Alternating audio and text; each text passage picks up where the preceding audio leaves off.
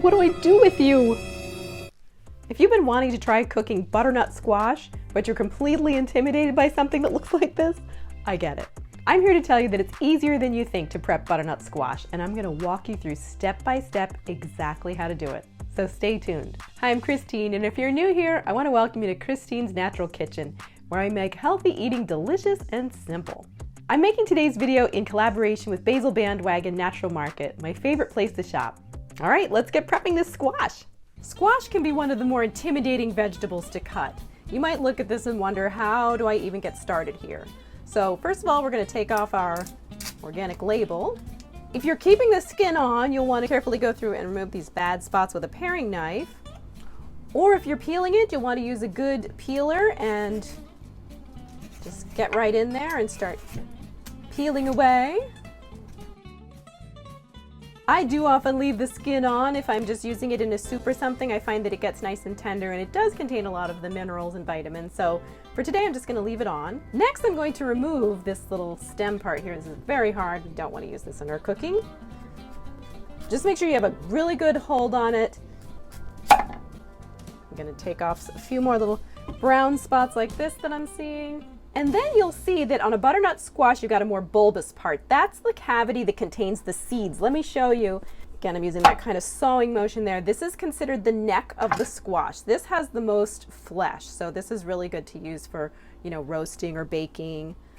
I'm going to use a spoon and just scoop out that little bit of some stringy fibers there that's just not so tasty, or even texture-wise not so great to eat. Then this is my cavity where the seeds are. So we're going to take off more of these bad spots here. Just be careful because this is round, it's not really sitting stably, and it can get sticky and slippery. So just even wash your hands. In between your hands will get kind of like this slippery coating. Okay, so I've washed my hands so that I can have a better grip on this guy. And now I'm just going to put the flat side down, cut it in half. You can remove that little bit on the bottom there, that little stem part. Just make sure you're always cutting away from yourself. So just turn the vegetable to cut away. This is where you're going to need to dig out these seeds.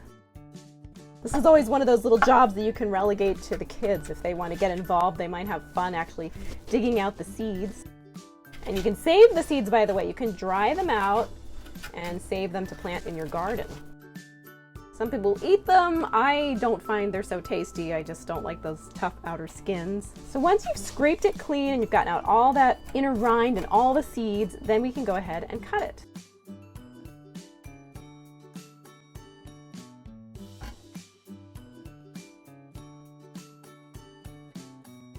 I'm going to slice off thin panels here.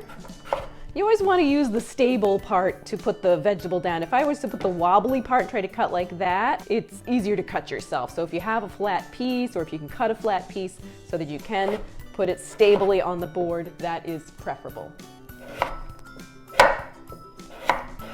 I'm going to line these up. Or if you want to, I should show you another method where you just literally take either one piece at a time or two pieces at a time, stack them up, and slice them like so. That's totally fine as well. Or if you want to do the other method that I mentioned, where you do fan them out like your little deck of cards, squash cards, then you're going to slice up through.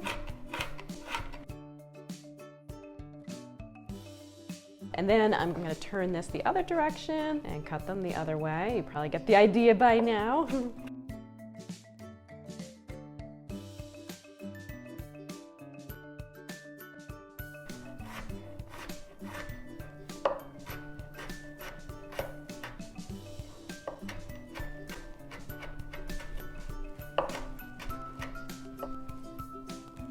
So there you have it, and it was easier than you thought, right?